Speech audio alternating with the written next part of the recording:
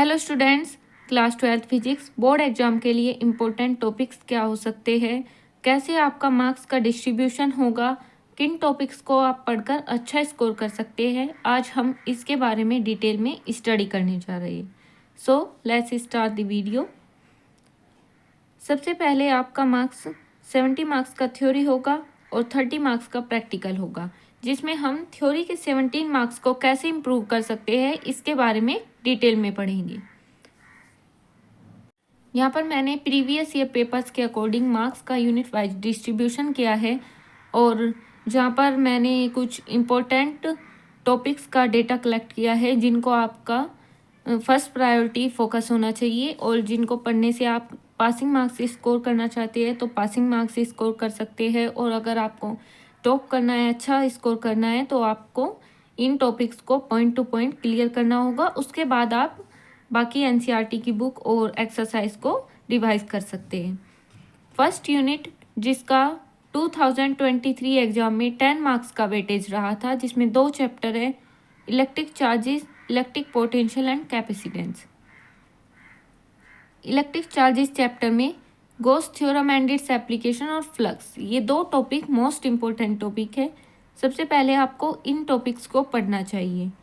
Second chapter में potential difference, dipole, electric potential energy of A system of 2 point charges, electric dipole in an electrostatic field, ये कुछ important topics है जो आपको पढ़ना चाहिए। फिर आपके पास 2 डेरिवेशन होते हैं, एक होता है electric potential at an equatorial point और एट एन एक्सल पॉइंट पर, ये डेरिवेशन भी आप अपना अच्छे से कर सकते हैं। फिर आप कैपेसिटेंस में पैरेलल और सीरीज कनेक्शन के बारे में पढ़ना होगा, जिसमें एक डेरिवेशन होता है और उस पर बेसिस कुछ एनसीईआरटी क्वेश्चंस, ये आपका इम्पोर्टेंट टॉपिक है। डाइलेक्ट्रिक मीडियम एनर्जी स्टोर्ड का एक डेरिवेशन है और इस पर कुछ फॉर्मूलाज है। उन फॉर्मूलाज को आपको अच्छे से लर्न करना होगा क्योंकि इस पर क्वेश्चन आने के चांसेस होते हैं, तो आप न्यूमेरिकल यहाँ से कर सकते हैं और इसका डेरिवेशन। ऐसे हमारा यूनिट फर्स्ट कंप्लीट होता है। फिर हम यूनिट सेकंड की तरफ बढ़ते हैं। यूनिट सेकंड आपका 6 मार्क्स का वेटेज रखता है, जिसमें केवल एक चैप्टर है करंट इलेक्ट्रिसिटी। इसके इम्पोर्टेंट टॉपिक होंगे Ohm's law, EMF, Kirchhoff rule और व्हीटस्टोन ब्रिज। ये दोनों टॉपिक, किरचॉफ्स रूल और व्हीटस्टोन ब्रिज, इम्पोर्टेंट टॉपिक है, आपको ये टॉपिक पढ़ना ही होगा। फिर हम आते हैं थर्ड यूनिट की तरफ। थर्ड यूनिट हमारा 8 मार्क्स का वेटेज रखता है और इसमें 2 चैप्टर है, मैग्नेटिज्म और मैग्नेटिज्म एंड मैटर। दोनों चैप्टर बहुत ईजी है।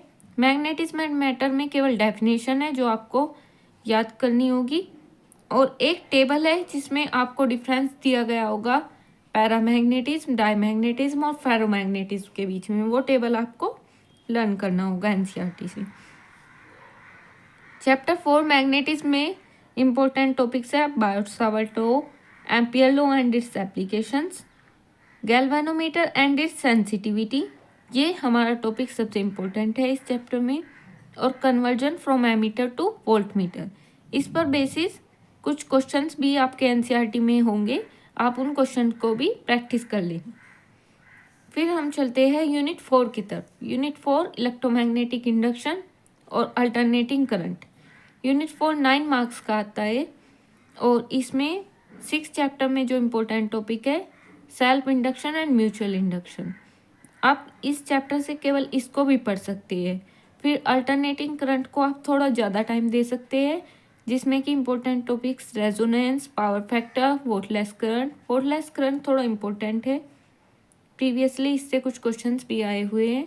और फिर अल्टरनेटिंग जनरेटर और ट्रांसफॉर्मर, ये सब टॉपिक आप इसके अच्छे से कवर कर सकते हैं। उसके बाद आता है यूनिट 5। यूनिट 5 में चैप्टर 8 है जो केवल 2 मार्क्स का आया था लास्ट ईयर, जिसमें आप अगर आप इस चैप्टर को स्किप करना चाहते हैं, केवल पासिंग मार्क्स स्कोर करना चाहते हैं, तो आप इसमें से केवल एक टेबल लर्न कर सकते हैं जिसमें UV rays, X rays, radio wave rays, infrared और विजुअल, इन सभी रेज के बारे में, इनकी रेंज और इनके बारे में थोड़ा एक ब्रीफ डिस्क्रिप्शन दिया होगा, इनके बीच में डिफरेंस दिया होगा। केवल वो टेबल लर्न कर लेंगे तो भी शायद आपका यहाँ से मार्क्स स्कोर हो जाएगा। फिर हम चलते हैं यूनिट 6 की तरफ। यूनिट 6 में 2 चैप्टर है और ये मोस्ट इम्पोर्टेंट यूनिट है क्योंकि ये 16 मार्क्स का आया था। इसमें 2 चैप्टर है, रे ऑप्टिक्स और वेव ऑप्टिक्स। और मैं आपको एडवाइस करूँगी कि आपको पहले यूनिट 6 को अच्छे से कर लेना चाहिए, जैसे lens maker formula, magnification, power of a lens, ये कुछ मोस्ट इम्पोर्टेंट टॉपिक है।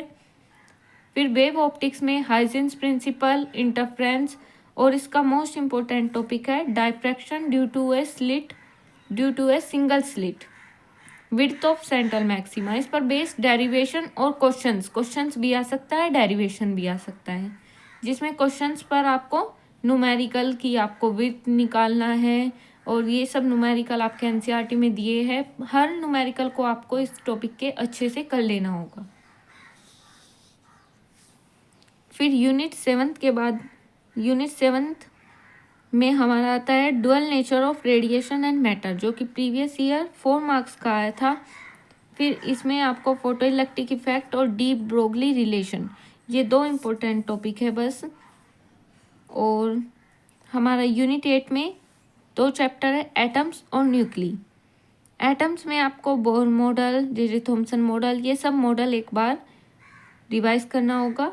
और फिर इसमें इम्पोर्टेंट टॉपिक है हाइड्रोजन लाइन स्पेक्ट्रा और इस पर बेस फॉर्मूला, ये इम्पोर्टेंट टॉपिक है, यहाँ से आपको क्वेश्चन मिल सकता है।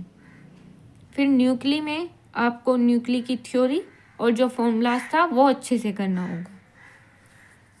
Next important topic is semiconductor. 9th unit semiconductor, last year 7 marks का पूछा गया था। ये चैप्टर भी आपका इम्पोर्टेंट चैप्टर है, जिसमें एनपीएन, पीएनपी टाइप सेमीकंडक्टर्स, इनको आपको अच्छे से करना होगा।